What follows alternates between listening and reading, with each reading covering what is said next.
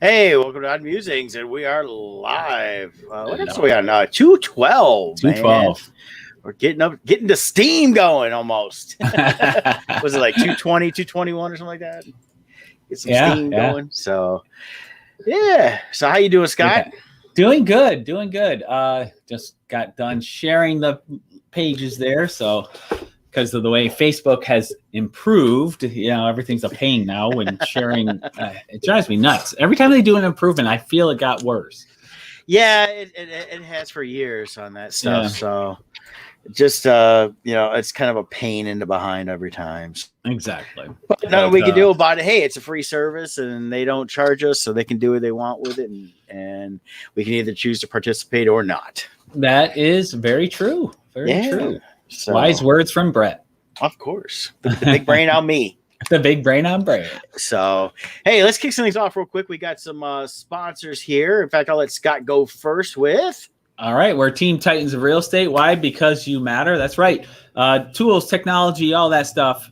It always evolves. It comes and goes. Things are, there's always the shiny new object that obsoletes something else. However, what doesn't change, it's always a people business, and we're here for you. And we're here to tell you, we have a brand new listing. Just went live last night around 7 p.m. It went live. We already have the 15, 16 showings lined up for today. So it's really crazy out there still. This house is priced at $200,000. It's in Warren, and it's an awesome home. And I just want to quickly show it to you guys because if you're looking for something, this may be the one for you. As I say in the description, pride of ownership shows. The yard is well manicured. What's really cool about this house, it's very retro in its feel. All the decor, it hasn't been updated in a long time, but it is so well maintained. You would swear everything was installed yesterday. It is so clean. So if you love that style of the retro look, look at that. That's the 70s there. But look at it. I mean, there is not the grout in every bathroom is like crystal clean. You think they just redid it. Where's the other bathroom? Here's the master. Some of the other bedrooms. It's 4 bedrooms, 1,300 and just under 1,400 square feet. Look at this bathroom. You got all the retro look in there, but it's all crystal clean. Even the track in the wall for the shower there, crystal clean. So it's definitely a great home for somebody who wants it. 4 bedrooms, finished basement. Also, talk about retro. Look at this oven/stove, antique one. That's included in the house. They're leaving that. You could donate that to Henry Ford Museum if you want. So, but it's in great shape. So there's actually a lot of people that are looking for like retro stoves like that. Oh yeah. To actually not just for looks. They want to, if they want them, because people are finding that it's a lot different than our modern stoves, and they just want to find something different to cook on. So definitely. Yeah, so whether this is the perfect house for you or you're looking for something else, give us a call. My number is 586-549-6096. You got Jill Webler up there, 586-277-2145. We don't expect this one to last long. We talked in previous weeks about shift occurring in the market. It is happening. We are seeing it. However, that shift is occurring at different rates at different price points. This price point, it's still super hot because there is no other competition as far as new construction. Nobody's building homes at $200,000. So if you're looking for that kind of a starter home or even a downsizing home, a lot of people are retiring and downsizing and they want to get into ranches. This home, it's for you. You can see how beautiful the landscaping is, well maintained. And the entire neighborhood is this way too. Everyone keeps their yards in such great shape. So check it out. Give us a call. We're here to help. Awesome. Yeah, it looks like a great place there. Then our other great sponsor we have going on right now is Larger Family Chiropractic Center, located in Belleville, Michigan, and Dexter, Michigan. And they take great pride in providing the finest chiropractic care to each and every patient, offering on-site digital x-rays, massage therapy, orthotics by foot levelers, young living essential oils, aromatherapy, full line of vitamins, all in a family-oriented environment. Give a call at the Belleville location, 734-697-4244. You can visit them online at LaringerFamilyChiropractic.com. We have a link at Odd Musings. And, of course, here at Facebook at Loringer Family Chiro. And, of course, there is the Doctors Loringers. They also have Dr. Kren Loringer as their daughter is available. But that's Dr. Honor and Dr. Brian Brian there, and they have Dr. Lisa floating around there too, as well as some great massage therapists and a lot of great stuff going on to help make you stay healthy and well and get everything else. June is Scoliosis Awareness Month, and so they were talking about some things here on their Facebook page. So definitely check them out for things like that. And then, of course, they had a Happy Monday from a couple of weeks ago there. So definitely check out Loringer Family Chiropractic Center PC, and they've been with us since day one. So we do appreciate everything they do for us. And then Scott was mentioning to me I need to promote something. So are you going to do yours? Yeah, let me do this real quick. I also wanted about Leave Bardstone up there. Ship.com. I've been a ship shopper for many years. And if you're looking to try them out, we have a code ODD. They used to give some free groceries with that. And then I do get a little bit of kickback. Not going to lie on that. I might get like about $5 or something like that. So check out ship.com if you're looking to have groceries delivered. I know like in this area here in Michigan, they do Meijer, Target. Some places have Fresh Time. I've been shopping at Plum Markets in Ann Arbor lately. Been pretty good. They have and even if Office you're Max, out of Office state, Depot. if you're watching us from Florida or other states, you can still sign up and use this code. And they got tons of stores in those other states as well. Yes, like in Florida, we've gone down there. They deal with like Publix, Target. Target is actually the parent company now of Shift, so they do have the overall only, but they're run independently. Yeah. And every state has all kinds of different ones. They literally have hundreds of retailers they're working with around the nation, and you get yourself basically it's personal shopping service. So when you get a shopper, you should have a shopper that's talking to you during this time and offering you suggestions if things aren't in stock, so that way they can help you out. So it's a small time for you to plan your order and then not have to spend hours at the store dealing with everything. And it's a real time saver. Like Brett was saying, I mean, we all have busy lives, and at first, you think old school. It's like, hey, I want to do my own shopping. I don't know if I trust someone else to do it, but give it a try. You might be surprised. And the more you do it, you start realizing, wow, that saved me a lot of time in my day. And you got to think about what's more important to you, time or money. And I would, if you're not saying time, then I think you need to reevaluate some things. Because as much as we all need money to survive, money is what we use to get things we need and do things we want to do. If you don't have the time to spend it and use it, then it's not worth it. Things like that. So definitely check it out. I said it's been a great thing for me to have the job to continue to do the next thing we're going to talk about, which is Bardstone, as well as my Boomtown Press and all the stuff we do with comics. But it's definitely a great product. So definitely check out ship.com and use our code ODD for a discount, hopefully. All right. That's right. And then, of course, our last but not least sponsor, Bardstone Publishing. It's our comic book publishing company that we have. We've been doing Kickstarters. You've been hearing us talk about this all along. I just want to give a quick shout out about some of our upcoming projects, as well as start promoting our appearances. Now that Comic-Cons are back, let's click on this. Here is bardstone.com. That's our main website. You can see here the QR code. You scan that. You can sign up for our automatic updates for Kickstarters and Comic-Con appearances. But click here. Here's our upcoming world tour. And we got Gem City is our next show, and we are so excited for this. It's July 24th and 25th. Brett and Kevin will both be there. We have an event page set up on Facebook, so if you want to follow us on that, you can go to the Bardstone Facebook page, follow that, get updates, or place orders too. If you want to commission a sketch or something like that, you can do so through there. We also are going to have some friends of Bardstone there. We got Sean Forney, who did a cover for both Crimson Shadows 2 and Poe 2.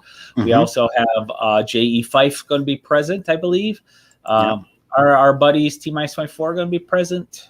Yes. Looking forward to seeing Lisa and Vinny there. And so except for Scott, we're going to have a pretty good crew there. Yeah. If I can, we'll see. I would put my chances right now at 25%. So, and maybe I can even slip down for a day. I don't know, but so maybe Scott will come down and do some Kevin signings. And Brett will be there. So we'll be there with in full force with everything we got available right now, including previous books I have through Boomtown Press, as well as what Kevin's done previously before Bardstone, and then we'll have some limited fan art, not much, but we'll have some. And then our other July show will be Tampa Bay Comic-Con, July 30th through August 1st. All three of us will be present there, Brett, Kevin, and myself. Yes. So all three of us will be there. I am setting up the event page for that show this week. So I will do that. But once again, one way you can do this to stay up to date is go to our QR code, because here's what I'm going to do. Let me shut this down here and open up the other page, because I have an update there along with the QR code. Here we go. All right. So for Bardstone, take out your phone and just scan this here. Too many tabs opened up, man. Too many. I was like, scan what? There's our custom QR code for Bardstone. All you do is scan that, and it will take you to a form where you fill out your name and email. We're only using it for Bardstone information. We are not selling it. We will send out, like for instance, these event pages. We'll send out the links to that so you can follow it on Facebook. We'll let you know sneak peeks at our comic books. We'll let you know when things are launching. One of those things launching, Kevin's Poe issue 3. He's announced July, and late July it'll be coming out. So we'll be covering that in a couple weeks, launching his Poe 3. Really excited about that. He shares quite a bit of the main story, the Master of the Red Death, with us, and it just looks phenomenal. This is going to be some of the best stuff I think he's done. So, and in fact, there he is. Hello, everyone. Kevin Meinert. It's Kevin. Yep, he's very stationary. Yep, he's always sitting in that same pose. Yeah. I'll be seeing him tomorrow, and then hanging out with him for a week, taking a little trip out west, and getting our batteries charged for the coming few months of travels and shows, and continued our daily jobs too, and all that stuff. So looking forward to that. So it's gonna be a lot of fun. My last update: Crimson Shadows 2. I was expecting my shipment to arrive earlier this week. We've had heavy rains out here and some flooding in areas. And so it still hasn't arrived. I spoke to the freight company this morning. It sounds like that may have something to do with it, or it's just a convenient excuse. I don't know which, but it's what they told me. So I'm not going to have the comics until they're hoping Friday, possibly Monday. So I'll keep everyone posted on that. Once I have it, I can start packing everybody's rewards. So the last thing is a sneak peek. For everybody's patience, I'm working on Crimson Shadows 3. Here's a peek at page 10, where the plague doctors arrive to St. Michael's Mount to give their form of treatment to our Frankenstein. Mm-hmm. So there you have it. So those are the initial pencils for that page. Very cool. Yeah, so we'll keep everybody updated on that. We'd hope to. I was hoping we'd have some books to share, but. Yeah, and not just Michigan. There's been a lot of flooding in the Midwest and all over. Just those storms coming up from the Southwest area through Texas and that. So it's just that it's kind of like it feels a lot like these spring thunderstorms, but they're summer storms, and we've got a lot of them this last week. In fact, it's supposed to rain here again today, and we've had rain almost every day this last week here in Michigan. So and some heavy downpours over here. I'm assuming you're getting the same things, like very heavy. I was I worked at a couple of them. On Friday it was worse than the weekend, and then yesterday when I was at Lawrenger's, after I got walked in, sunny outside, got adjusted, come out of the room, and it was storming. I was like, "What did you guys do? Come on, man!" So I hung out for another 20 minutes in their seating area and just waited until it calmed down enough for me to head out to the car. I still got a little wet, but not bad. But I was just like, man, it just like tore open out of nowhere. And I looked on the radar, and it was just a long string. You know, just it looked like something out of Marvel Universe, like breaking over the time span and everything else. So yeah, here's an example of what Brett's talking about here. This is I took this video. It was so bizarre. The sky. We're driving back from a real estate appointment, and it was pitch black, lightning everywhere. And then we take a turn on a road, and it's like the sky is. It's like what the heck? So I just want to play this video really quick here, so you can see the difference. Oh, look, there's Jesus peeking through. Right, but you can see how as you pan over, how dark it gets, and just lightning happening like crazy. It was those shelf thunderstorms where you just see like that. Yeah, you just see these solid black masses of cloud. Yeah. Now here it doesn't do it justice because the camera is self-adjusting the brightness, so it doesn't look half as dark there as what it was. Yeah. But yeah, so that was some craziness going on there. So good times, right? Yeah, yeah. Well, and our prayers go out to some friends of ours have been posting. They lost a lot. I know my buddy, our buddy Eric Hodson. He had quite a bit of water. Yeah, Lost Jay his stuff. Shimko lost a Jay Simple. ton of collectibles. Poor guy. He Yeah. had a bunch of good stuff. And then Green Brain Comics posted too. They lost all their overstock inventory that they had in their basement. yeah, So and hopefully they have insurance for that. and I'll say for them, they as sad as it was, they immediately said, but our hearts go out to everybody else around us that's got it even worse. So they're a big seller in the community there in Dearborn. Yeah. They've been there for a long time. I love Green Brain. They've always been a good shop to visit, and everything else. So yeah, so you know, hopefully, you know, hopefully this rain lets up. Like you said, how sudden it is. Yesterday during that listing appointment, I got there. It looked like a picture perfect day, nice and sunny, and a thought popped in my head, like maybe I should do the outside pictures now. Then I'm like, no, we'll take care of the paperwork. Go inside. We're halfway through the paperwork. All of a sudden we hear, boom. We go out and look, pitch black, pouring rain. I'm like, oh no. Yeah, and it was just like that. It was like also it's like it snuck up on you, like yeah. and it's like that was, and so we're like, well, I guess we'll finish. I said we'll finish paperwork. I'll do inside pictures, and we'll see what it is. We finish. I look. It's clear again. It's like, oh, I can do outside pictures now. We're getting a lot of it comes in, moves up. And the thing is, you think, oh, it's going to cool off now. Nope, it goes right back up to 90 degrees and 120% humidity. Yeah, so the humidity shoots up because of all that moisture. So yeah, because it starts not melting, but just evaporating right away, going right up. So all that stuff. So it's just crazy. So other than all that, how has your week been? No, it's been pretty good. I mentioned a few weeks ago, I started watching the Marvel Cinematic Universe in timeline order. I just finished it up last night with Endgame. Finished that up. And that's I'm going on what Disney Plus has. So they don't have the Spider-Man movies in there. I would say that I still need, I can go back and watch those because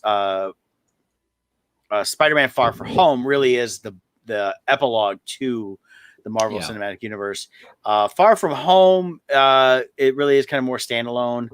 It's in there, but it's not. So I wasn't I had to watch it, but just watching the main Marvel ones. You know, it's kind of interesting going back because some of these I had not watched much since I first saw them the first couple of times. So it's been a few years since I've seen them, like especially the Iron Man movies. I hadn't watched them in a long time. And like Ant-Man and Wasp, I hadn't really watched much of. I like them both a lot. But definitely going through it, it was kind of interesting on things that, from earlier movies that played out later on, just little hints, things are talked about. You know, you can understand more of the foreshadowing that's going on that you didn't catch initially. Because some of it wasn't even for that movie. It was for later on events and stuff like that. So it was definitely a lot of fun to go back through these and see that. And now I'm ready for next Thursday to go see Black Widow. Yeah, I think that's the true testament to how good these movies are. Is now a lot of movies, especially this kind of a span. Look at a lot of franchises that have this type of quantity of movies. James Bond. It comes to mind. So a lot of these franchises tire out and they only exist by constantly renewing themselves. This really is unprecedented how Marvel has continued to grow this universe and keep moving forward. But at the same time, when you go back and watch the old movies, they're actually better once you know the future movies. Yes. They don't get worse. And you're not like, oh my God, they retconned everything. And you can tell how sloppy the writing was. No, it fits better. Even in my thing, it was like when you watch Iron Man 2 and 3, which they fall out very early in the timeline, when you're looking in chronological time order, not release order. There's things that happen there that, we thought, oh, well, it's because they wanted to end it. He didn't want to be Iron Man anymore, blah, blah, blah. And that was part of it on the back end, the outside stuff. But story-wise, they continued the themes within Iron Man 3 throughout Tony Stark's continued arc, especially when you get to Infinity War. And then with Black Widow, knowing we got this movie coming out and we're going to see her origin more and things like that, I'm listening and go, and there was things like, well, her and Hawkeye were talking during Infinity War, and they mentioned like Bucharest. They mentioned some things. I'm like, okay, so are we going to see Hawkeye through this thing? Are we going to see Bucharest? Are we going to see some of the things they've alluded to years ago now? I mean, if we don't, that's fine. But there's so many cool things that they have set up, even within the last couple movies before Black Widow died, that we could actually see those actually come to fruition on the screen now. And I'm real excited about that, because it actually made me more excited to go see this movie now than I was, just for the fact that the last several movies really built up a lot of even her story within different things going on. Well, and speaking about going back to the past movies, you have like Shang-Chi, that new trailer came out, and the first trailer, I'm like, okay, this is good, and it's Marvel, so I'm gonna see it. This trailer that just came out, though, I was like, okay, this was Marvel. This felt like Marvel. This felt good. I can't wait to see it. And then they go in. This is where Marvel is so great. The very last shot in the trailer, you see Abomination fighting Wong. So Abomination was in the Edward Norton Hulk movie. He was the big villain. So they're bringing him back. Now, is it just as a cameo, or is there a bigger role to indicate him coming back for future movies? Who knows? But then you got Wong from Doctor Strange. Yep. So they've done such a great job that they put these elements in there. And even in Loki, they bring in elements of past movies. The thing with Abomination, though, is with the Hulk movies, they're technically not considered part of the MCU as we know it. They would be considered probably an off branch now as they're dealing with different timelines and that. So they launched, they did the new one with Edward Norton. Really, everything started with Iron Man and went forward from there. Because when they re-brought in the Hulk into the MCU, they went with Ruffalo, and they dealt with a different aspect of him. And it's just kind of technicality. In some ways, the Norton does fit better. The Ang Lee one does not at all. The Ang Lee one is completely different. That one's completely separate out. That one, I don't think they've ever acknowledged. But with the Edward Norton one, has that ever been declared not part of MCU? I'm trying to remember. I don't know if because I know they've acknowledged elements of it, he said he tried to shoot himself and he just spit out the bullet as the Hulk. Yeah, and I think Banner mentioned that one, or I mean Ruffalo mentions it too at one point where he says, "I believe me, I tried," or like they implied that moment or something. So hard to say. Yeah, but, I know. It was the Incredible Hulk, and it was 2008, so it was around the time of Iron Man. And the Edward Norton one had the end credit scene with Nick Fury, doesn't it? That's true. Yeah, you know what it is. I guess it would be, because it never really is mentioned in that. So, and it was Tim Roth that played the Abomination in that. Yeah, but Kevin Feige and Avi Arad, so that was Marvel Studios. So it's I don't know. It's one of those weird things where it's like it is. I don't know if it's never been official or not, but it's not. They've definitely acknowledged parts. Everything I look at that list, like the thing, they don't actually acknowledge it as part of the actual current MCU with the movies. Right. But definitely bringing Abomination back definitely indicates at least a strong cousin to the MCU, if not the direct relation. But yeah, anyways, that trailer, and that's true. And looking back, I'm watching a long time, but looking back, and even there's like William Hurt and all that stuff. There's people, so they really kind of. I think it was originally not part of the MCU, but then I think they brought those elements. It's kind of like how they're doing with like Mandalorian. They're pulling elements from the expanded universe of Star Wars to make them canon, and they pulled elements from that to make it canon, even though it was produced. It was just never part of the actual original thing. So I guess it's. I think if you want to include it, you can. You don't have to. But everything I've looked at, more official stuff, has never really acknowledged it as part of the actual current MCU universe that we know. Right. So we got Shang-Chi there coming out, which I'm excited. Every time there was kind of a sleeper period for Marvel here with COVID and everything, and things got put on hold. But now that things are coming out, we got Loki, which we'll be talking about, episode 3. Episode 4 came out today. We won't discuss that. All I will say about that is watch through the credits. There is technically a mid-credit scene. It's after the main visual credits. Once the name credits start rolling on over black, there's no more. But there is a credit scene, so watch for that. And it's an important one. Yes. Yeah, definitely. We got 2 more episodes after this week, so 2 more. That's it for this season. I want so much more.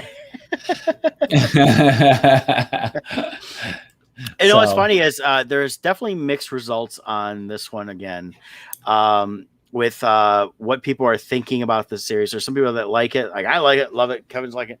I'm not scared. Scott's liking I'm it. loving it. I've seen some people that are just not liking it at all, and I think what it is a lot of these people are probably the same people that criticize all of them as they go on. Is they just want things to be They like want a the certain way, to, but it's never the way yeah. they want. Based on what I'm reading, and there's nothing wrong with it. People can have their views. What I'm reading on the complaints are for all of the Marvel series is I think these are people who they want the 2-hour format, so it's just watch it, it's fun, and get out. Mm-hmm. Whereas, and a lot of the complaints are it's dragging, it's too long, but they're developing character and story. And so I think if you love to read books, I think the Marvel series gives you that feeling of like reading a book where there's so much more detail. Yeah. Whereas I think the complaints, and I could be wrong, but based on what I'm reading, it sounds like they just want it to go faster. But they're wanting more action and stuff like that. But it's like with people that complain about sports, and people say, "Well, I like sports, but I don't like certain sports because it's not fast like basketball or fast like this. I don't like baseball because it's not like it's not action packed like football." Or even Game of Thrones. When Game of Thrones was at its peak, you'd have like these 3 episodes in a row where it's just like, oh my God. Then they finally do a slowdown episode to set up story, and everyone's like, oh, that was awful. It's like, well, you got to set up story at some point. Yeah. If you just have action, there's no. We have a lot of investment. story here. We're going to talk. I guess we can kind of get into episode 3 a little bit. I mean, what we give episode 3 is we have, we've been introduced to the female version of Loki. A lot of the articles online are all calling her Lady Loki. She's never been officially called that in the show. And her self-proclaimed name is Sylvie. Yes. So, that, and again, we're kind of running into where they're now together, and basically, you got our Loki that we know is trying to, in some ways, manipulate joint forces. I mean, we're learning a lot more about who this Loki is and how it fits into the timeline and what's going on. So, but at the end, we had the episode before it where, and I talked to Scott before this got in there, they bombed the timeline, but we didn't see anything in this episode about that. Yeah. Now they do also say, I have a feeling it's going to be explained maybe like next week, but they do explain time works different in the TVA than in the real world. So maybe that's an element, but I find it hard to believe with how much Marvel micro, they really go all micro on their details and getting things right. I don't feel like that was a mistake. Maybe it was, though. Maybe it's an editing thing where they film something with the intent of one episode being before the other, and then as they put together, it's like, oh, we should move that here. Maybe it's just something as simple as that. But I don't know. We'll see. We'll see what unfolds. I mean, the thing with this too is we're looking at a 6-episode series that is, each episode is not independent.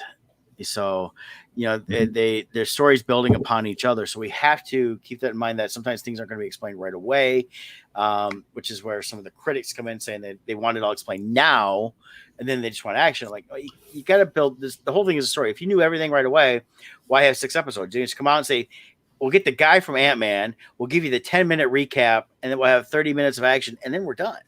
Right. Which would be funny to see that, because I love that guy. So regarding this particular episode, here's what I really like about this. So the antagonist in this is Sylvie. And this episode, I think it's needed to slow down a little bit to get us to know a little bit about her as a character, what makes her tick, but also a bond has to be created between these two characters, whether it's a good bond or bad bond, whatever. But we have to have interaction to create a foundation, and that's what this episode's doing. Is creating that foundation. Yes. And if it's true that they're going to have more than one season, then they need to set up more stuff going forward, and not just for a one and done. Definitely. So things that came out of this episode, let's see. Oh, just like the interaction, their different approaches to thing I found hilarious. Like, for instance, when when they found that old lady's house. And so if you didn't see it, we're doing spoilers. The moon is breaking apart and is going to crash on this planet and destroy everybody. It's a world-ending event. Yeah, what we found out just is that Loki, let's call him Loki and Sylvie. Loki determined that Sylvie's hiding in apocalypses because it doesn't cause any variant spikes on the TVA, so she can hide there and just move around when she needs to move around. So that's what this is. This is one of her hiding places, which is an apocalypse family, and it's a world-ending disaster. Correct. So yeah, which I did like that thought process. I think it also goes to show how deep Marvel thinks on these things, because the Time Variance Authority is trying to keep the sacred timeline in order. The reason why no variance happens is because during an apocalypse, it's a self-pruning event. So no matter how many branches you're going to create from that event, since it's going to be destroyed, it self-prunes, and therefore there is no ripples created, no long-lasting effects. Yeah. And as we see Sylvie trying to kill Loki, Loki grabs one of those timepieces and just quickly zaps him somewhere. Well, Lamentis 1 was one of the locations on the time pad. Mm-hmm. And we find out, she's like, where did you bring us? And we find out it's the worst possible place to go because there's no one surviving. So, and of course the timepiece doesn't breaks apart. But I thought it was really fun too, the whole part with on the train, mm-hmm. how they interacted there, and you see some bonding happening. But we also learn, I'll let you talk about this part, is how her enchantments work. She dives into the memories. Yeah, she can't. Slight spoiler from this current episode. We learned that she can't manipulate the actual memories, but she can actually pull them out and extract them. She actually tells him that though on the train. Yeah, so I couldn't remember if she said that in 3, but she said in 3 she says, and she reveals a piece of information in 3. But what it is her ability to go in and actually find the memories and then pull them out and actually share them. It's a shared experience with the person that she's dealing with. And she does that with C20 or C20. Yeah, C20, one of the agents, basically. It's played by Sasha Lane, who's been in several different things. Was she in Battlestar Galactica? She looked but she was in the last Hellboy movie. Played Alice Monaghan. She did an Amazing Stories. I had to look her up because she looked familiar as all get out and everything. Yeah. But she's been involved in but yeah, she looked very familiar, and I think it's from the Hellboy, and then she was on the series Utopia too. That's probably where I really know her from, is Utopia. In that. So but yeah, it's way her powers are similar but different from Loki we know. And I think it just has to do with how she developed her powers, because her being from a different timeline or different whatever is completely different than the Loki we know. So yeah, so what we learn is she kidnapped this agent from the TVA, mm-hmm. and using her powers of enchantment, the way she operates is she activates old memories and inserts herself into those old memories, so that through the memory she can question them and get information out of them that they probably wouldn't tell her in normal circumstances. Right. But it's an actual memory the person has. She doesn't fabricate the entire memory. So that's kind of the thing there. And that's what it was kind of interesting. She's questioning Hunter C20. And then you could see the Hunter go, what's going on? Right. They thought it actually zapped her out of her own memory to this doesn't feel right. So the big reveal in this episode is it's through an interaction between Sylvie and Loki. Mm-hmm. Loki's trying to figure out how she does her magic because she's self-taught, whereas Loki learned from his mother. Right. Because they're on different timelines, different events happened to her. So she had to teach herself. So she ended up learning different magic than this Loki, which I thought was also an interesting twist. Yeah. They know different magic because they learned from different sources. But she revealed that she used an old memory from before this Hunter was in the TVA. And what's revealing about that is Loki was told all of these TVA people were created by the timekeepers. Yep. And now he knows, no, these are actually people who they had normal lives prior to their time in the TVA. Yeah, and that's interesting that we learned that. And so I suspect that's my theory is what we'll learn down the road is this is why Mobius loves jet skis. Yep.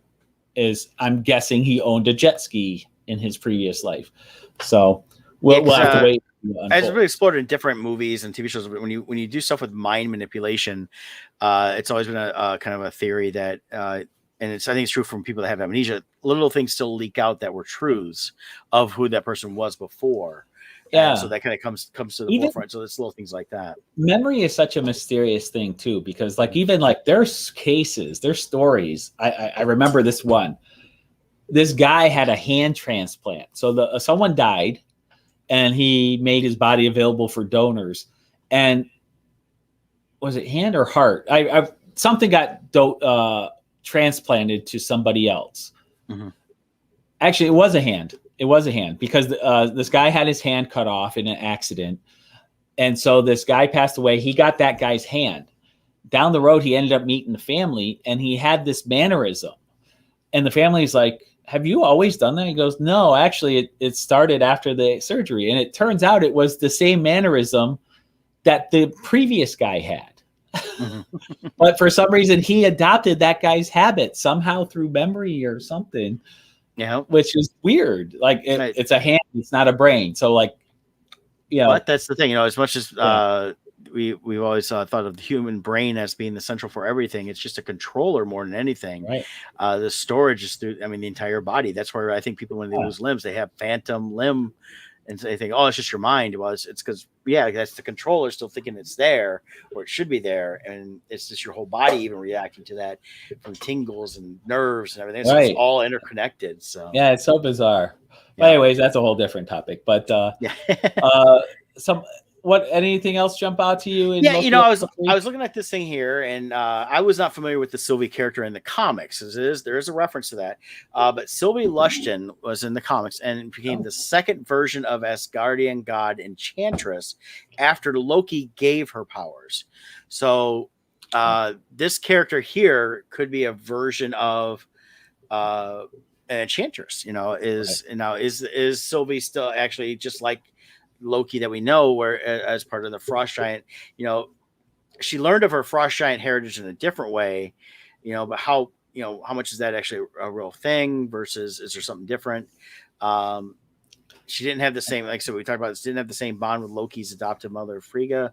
So, and it says here, it seems like she wasn't even adopted by Odin at all, but, so that's something we need to learn is where does she really come from? What is her aspects of that, and that's where, I think that a lot of this series is not just about the Loki we know, but exploring this other Loki as they continue to create.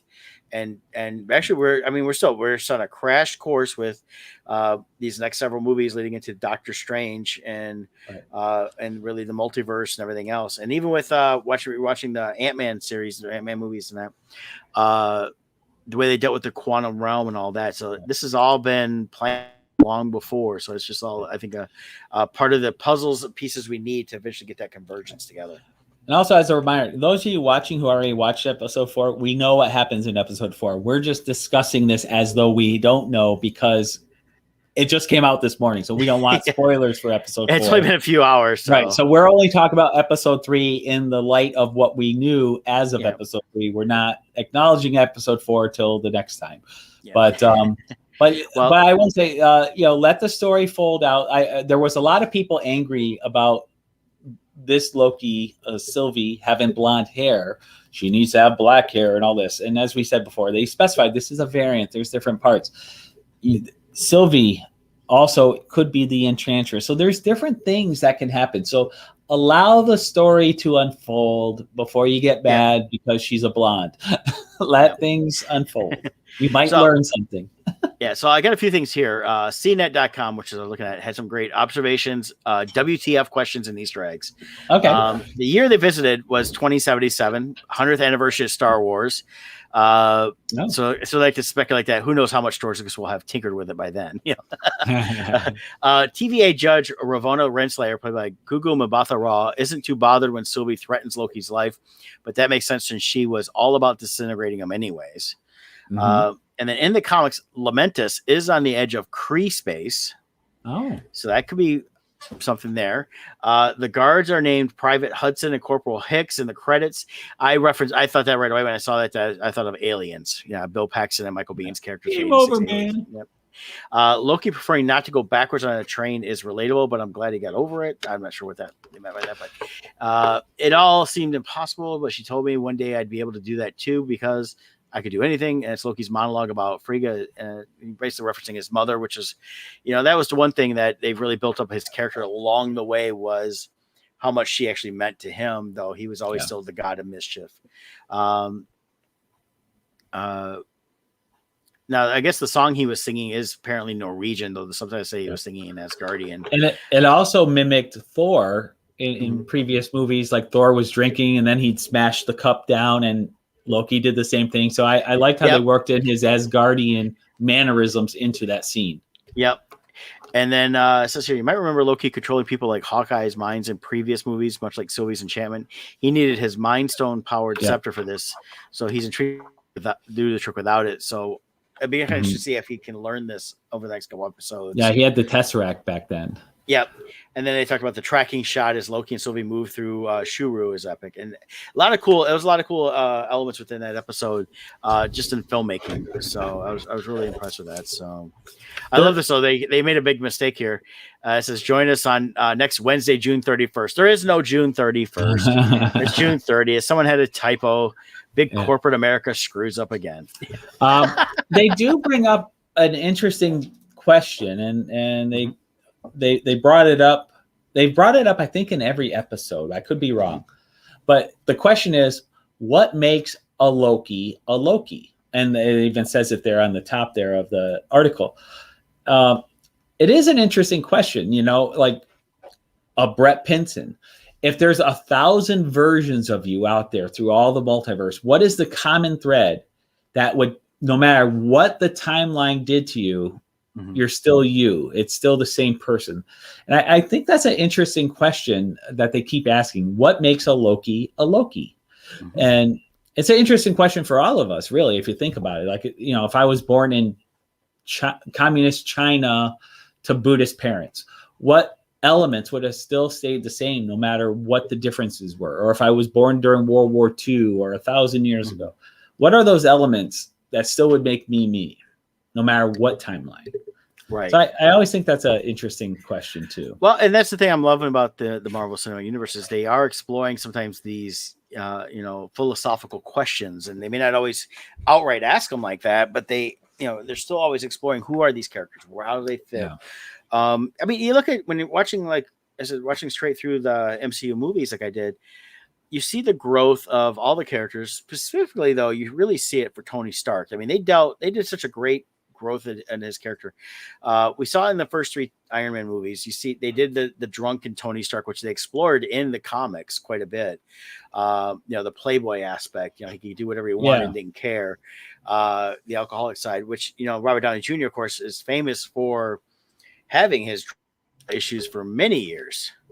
Yeah. So, for me, that storyline, I felt they could have gone so much deeper on, though. And like the whole point of him, like discovering his mortality, and with Robert Downey Jr.'s actual life experiences, I felt they could have gone so much deeper on that, but they didn't. But and I think sometimes with his life experiences, he may have said, hey, I don't want to go too deep because it may have brought up too many triggers, and things like that. So that's things to watch out for. But when you watch him and he comes through, and who the character of Tony Stark is, and Tony Stark, came from developing weapons, didn't care. These are the best weapons to blow up anybody with, and things like that. He became something more different, and while he still was developing things, everything he ever did was became from destruction to protection in his own way, whether you agree with it or not. So there was a lot of that with him, and watching him through these movies, get to the point where we also, found actual love and acceptance. And a lot of it was, the when they created a relationship with Pepper Potts, it allowed a character of Tony Stark to become more of someone that said, okay, I can allow myself to actually care about something other than myself. Mm-hmm. And that really showed the growth, and then show how that played through the and I think what really set up the end of Endgame for him, and how he changed things and died, and the fact that his character arc was quite dynamic. But they explore all these different philosophies, a lot of these different characters, and like this, who was Loki, and dealing with the Banner Hulk issues, things like that. There's a lot of things they do look at, even if it's not fully explored deeply. Even Thor. Really, Thor, Thor putting him through depression and doing what they did with him, I thought was a great, move on their part. Just it gives so much more depth to these characters. Well, and I think what was good was that he said you got to leave Thor fat and all this stuff through the rest of the movie. You can't just say, okay, now he can fix himself by using magic or something. Right. And I think that really helped deal with that aspect. I'll tell you what, though, looking at the behind the scene photos I've seen a couple posted, he's more jacked up than ever. Chris Hemsworth really bulked up, and I have a feeling it's because of he also got cast to play Hulk Hogan. Yes. In a movie, which the build is completely different, and supposedly he has done very well at bulking up, and I think we're going to see that in the Thor movie. Yeah, I saw some images of him as Hulk, and he's looking pretty good as Hulk Hogan. Mm-hmm. And then for the Thor, was it Love and Thunder? They're really bringing all the stops on this one. As much fun as Ragnarok is, and that was still one of my favorite of all the movies, just because it's just fun all the way through.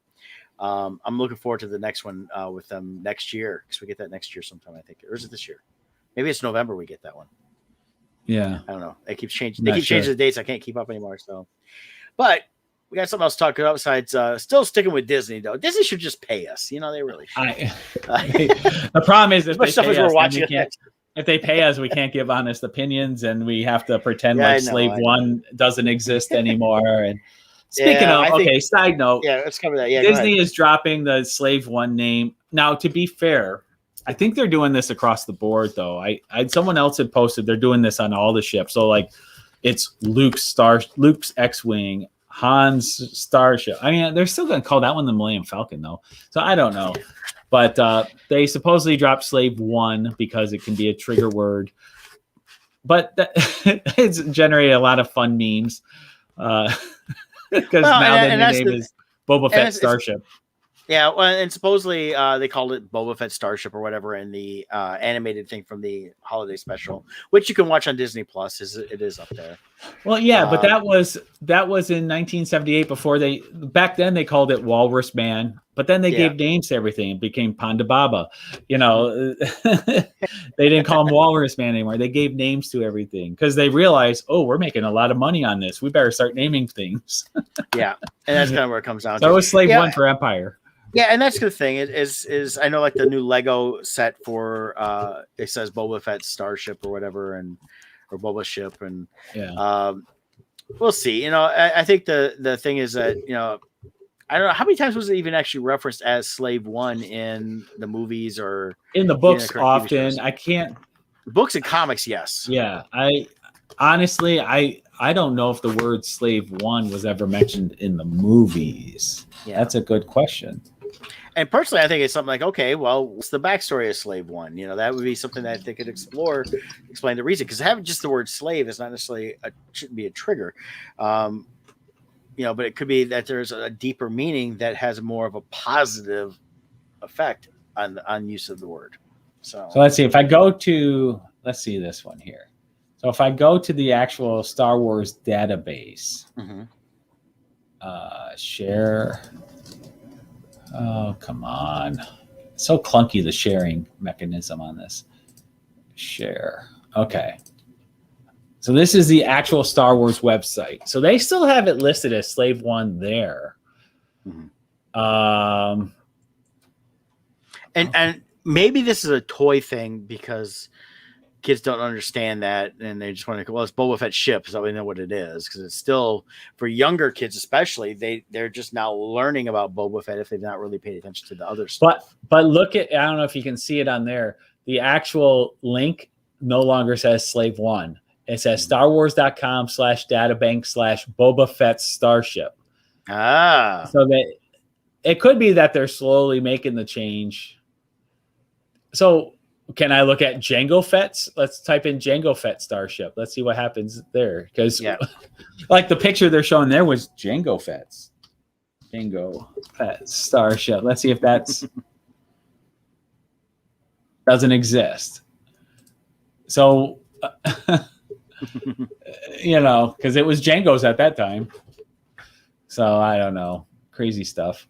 Yeah. Anyways. Well, according to Wikipedia, the history with Jango Fett, though, is that Jango Fett originally stole Slave One from Uvo 4. It was a prison moon, and this is a fire spray attack craft that was used to guard the outfitting the craft with a number of weapons. So. That was actually in the Jango Fett bounty hunter game back on the Nintendo Cube way back when.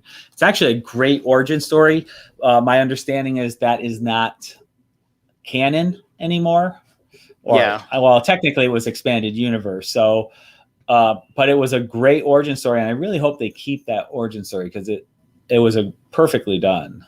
Yeah, and hopefully. I mean, we've got still seeing more and more articles pop up every week that it is going to be Dave Filoni and Jon Favreau helming Lucasfilm. So, I based on an article I read, George Lucas has weighed in that he wants Filoni moved up.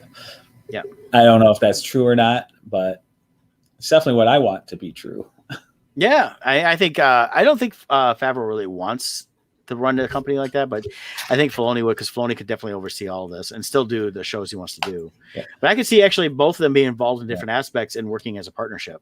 Well, I could see Favreau doing the business side, and then Filoni doing the creative side. As far as he'd be like the Yoda of Lucasfilm as far as advising and giving guidance. He could just sit up in the mountaintop, and whatever director is making movie has to make the trek up the mountaintop and ask Filoni, give a scenario and does he approve? Right. And if he doesn't, a big pit opens up into a Rancor pit. He goes, oh. Yep. No need, Solo. So let's talk Bad Batch. Yeah, we got had a new episode this past week, and we got to see more Cad Bane. Yeah, this was a really fun episode. Mm-hmm. And Fennec also. Yep. Which is Ming-Na. Ming-Na Wen, yep. And I like that we're getting. It's funny, we got the reverse now from what we had before. We had from Clone Wars, to the Mandalorian, cartoon live action. Now we got live action to animated here. So we're getting more of these great characters we see all the time in different ways coming together even more. Mm-hmm. And Fennec Shan's it's just fun to see what's going on with Fennec Shan too. So yeah, so in this episode we learned the Kaminoans or Kaminoans, whoever they are, Kaminoans. They've put out a bounty on Omega because they need her. She is going to be the new source material for their contingency plan to continue to make second generation clones, I guess, off of Jango Fett's DNA. Well, they kind of implied like it was first generation. So while she's first generation. So her creations from her would be second. Yeah, but they almost implied like she was definitely as close to a source material as you can get. Yeah, so she's as pure as Boba Fett. Yeah. She's the same as Boba Fett. Now, she's the age here that Boba Fett was in episode 2. Yep. So she definitely wasn't created at the same time, but they definitely kept the source data separate. Well, they had this would probably fit timeline-wise not too far. She's probably created around the time or just after Jango Fett was killed. So using whatever basic material they had with him, they were able to create her. And it was probably an initial contingency plan to create multiple, and they've not discussed this, this is my speculation, multiple core clones that they could continue Yeah. on their cloning process because I this think was- they even used the word contingency plan. I think they did when Yeah. talking about her. So yeah, I think you're right. I think Django died, and they're like, "Uh-oh, let's create a pure clone." We and need it's a kind of backup. and that's what it was. It was, you know, as pure as you can get. So, and of course, no enhancements, no changes. They wanted that. It's all about the raw material. So, Yeah. and I wonder if going female was there. And again, this is all probably way over speculated, but was there contingency plan saying we got a female, so then we can move forward with a different way of creating prime source material. Well, if you not to get too weird, this kind of follows in line with Loki. Yeah. Like let's say hypothetically Loki and Sylvie hook up. There's the same person though. So like, you know, how's that work? And same here, they have a male pure clone in Boba, and here's a female pure clone in Omega. If you were to mate them, would their offspring be 100% pure clone since they have you know what I mean? Like, how would that work? Is that producing clones on a natural level? In which case they could create a planet of pure clones. Like, I don't know. Yeah. Like, how does that work? I don't know. And that's is the that thing a clone still? Yeah, and this thing of dealing with the two Lokis, if they were to whatever, how would that definitely affect? Because are they truly the same genetic material, or is there, they are both Loki, one's male, one female? What is the differences? And it could be 100% difference, where realistically they're not even would be considered DNA siblings of any type. Correct. Now, this being pure clone manipulation, they should have 100% matching other than the XY chromosome. Everything else should be a match. Right. So. But yeah, so we got this last one here, and basically what we got is episode 9 is Cad Bane's captured her. He's got her on the ship, she's being locked up, and he's taking her, and of course he's negotiating his fees and everything else. Right. Along the way. And then of course you got Toto is the Toto is so great. Yeah. Seth Green does the voice. Oh, really? Yep. And that so basically the cool thing is Omega basically, she's very mechanically, savvy. And she says, I can help fix your leg. He's got a problem. And just let me out. Where we go, it's a ship. And basically she ends up deactivating Toto. So I mean, she's very cunning. And I think that's what this episode is trying to show more is the fact that we know here's the plot going on, and it is Kaminoan and not Empire related to get her back. But it's also the fact that she's for a young child, she's actually very cunning, very smarter than what you think. In a lot of ways, showing how mechanically astute she is and things like that. It falls in line with how Anakin was as a child. Right. Now, did they mention, was this Cloud City or just a similar? I looked it up initially, and it's a different planet. Okay, but it sure looked like Cloud City at first. Yeah, it's definitely the same design and stuff. It looked like Cloud City, all abandoned and destroyed, but it is a location that the Kaminoans use for cloning. So it's an old cloning facility. Okay, so it wasn't a mining facility like Bespin was. Correct. Cloud City was. Yeah. Interesting. So I wonder if this was more for hiding purposes than having it on this planet in these clouds. And when they were there, they had all kinds of problems with, sensors and things like that. So it was definitely, I think it was more about just hiding there. And it's basically almost like a gaseous planet. So of course, people coming, other ships or other factions coming by outside of the Empire Republic wouldn't even notice it. Now here you see the inside of the hallways, and like the windows are all broken out and stuff. But regarding the cloning, what were these? They were really tall and skinny. I couldn't see it good enough. Were these Snokes? I couldn't really tell. Yeah. I think I think one does fall out. I think they were actually Kaminoans.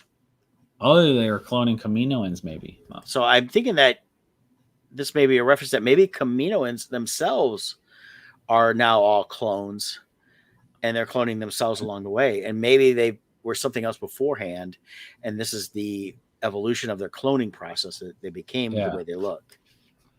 Okay. Yeah, so I'm definitely, let's see if this says anything. I'm trying to see. The abandoned cloning station feels sinister and haunting, contrasted with the very pristine image of their home world that's always portrayed in Attack of the Clones. This episode doesn't offer a great deal of information. So they don't talk about what murky old tubes, giving off serious Sith clone vat vibes, as in Rise of Skywalker. It did have that feel of those same cloning chambers in episode 9.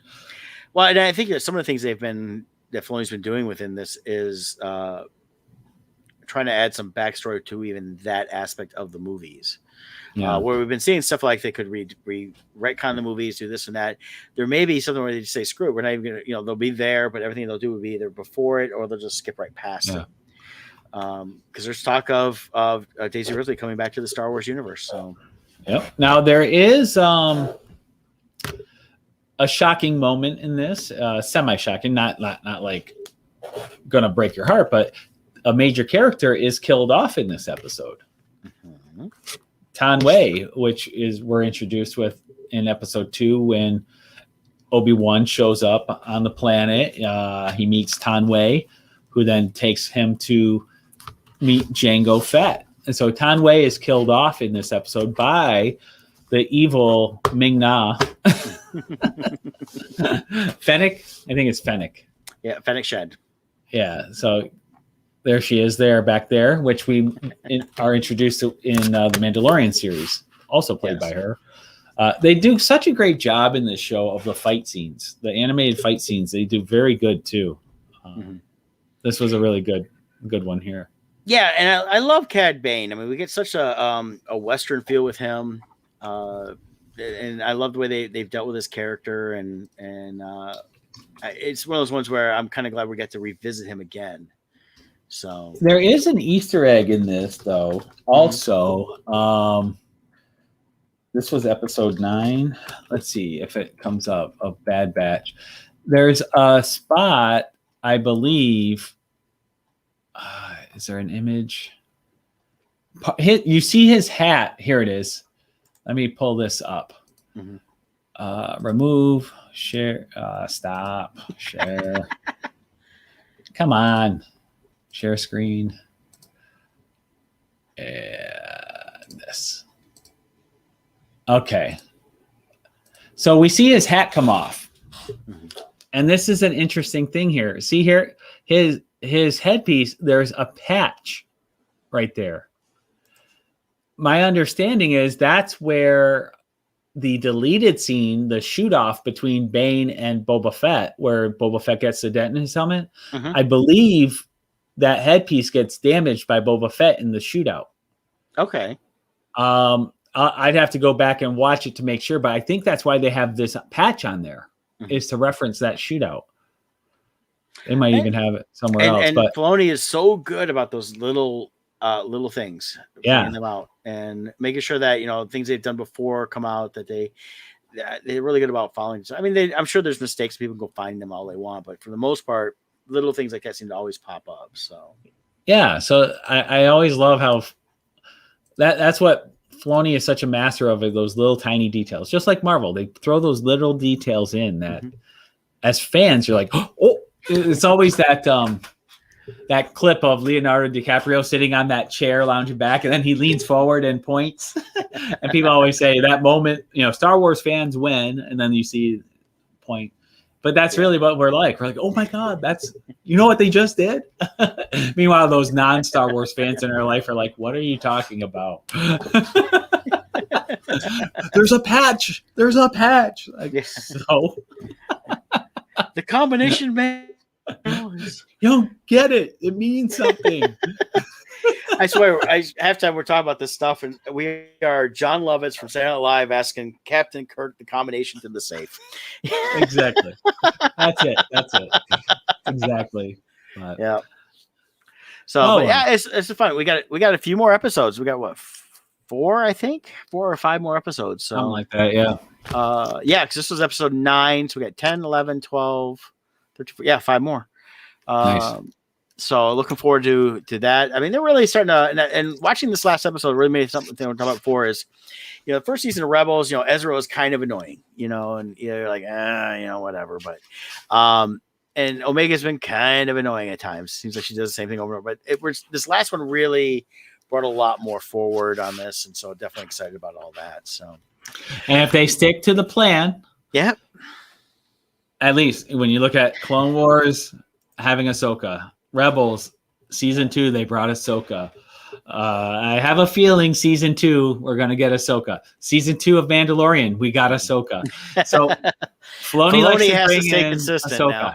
Yeah. So I have a feeling, and that stays consistent with Lucas, who liked to have repeat. He always said his movies were like verses in a song where they echoed back to the previous, and he had the same cadence.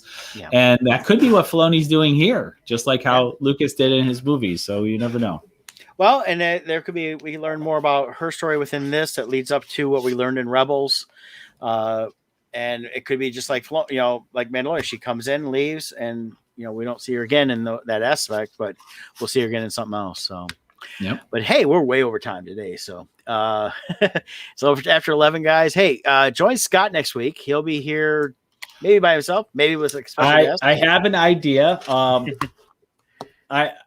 This isn't a guarantee, but with all the UFO stuff out there, we have a friend who is big into the UFO conspiracies and things, and we've had the government releasing tons of UFO stuff. And I was watching a thing yesterday. The guy from TMZ, Harvey, what's his last name? Anyways, the I'm a lawyer guy. Yeah, I'm a lawyer. He was interviewing all these different sources and showing the video that the government has released and acknowledged as true. So I want to get into a little bit of what's the deal here. A, we have confirmation of UFOs now. Now, that doesn't mean aliens, but they are acknowledged UFOs. So what does that mean? And B, why now? Why is the government now willing to share this? Are they just trying to distract us? Do they actually know of an alien invasion? So in about 6 months, our entire government's going to come forward, stand on the Capitol steps, and reveal the fact they're all lizards. Are all those National Enquirer covers showing the alien meeting with the president? Were those all real? Minute Black said that was the real news. In real life, though, here's what we do know. All of your conspiracy wacko friends over these last 20 years, they're all being validated now. Yeah. So much, even the Fauci emails coming out, your conspiracy theorist friend was right. Yeah. UFOs, your conspiracy theorist friend was right. What else is true? Is Bigfoot true? Is Loch Ness Monster true? Who knows? Yep. Anything goes. But so if that certain friend I can get on the show, I will. I think you know who I'm talking about. Yeah, he was on before we went to the StreamYard. So, I was actually thinking about Marcus before, so I was thinking it'd be fun to have him on there. And if he can't make it next week with you, let's try to get him on sometime with us. And because he has such a depth of knowledge on this topic, long before even, and so many of these things have popped out. So, So I definitely want to get his take on the UFO. So that's my hope. If it doesn't happen next week, I have a backup plan. Okay. So we'll see where it goes. All right. Hey, Joyce got next week. I'll see you guys in 2 weeks. Have fun, everybody.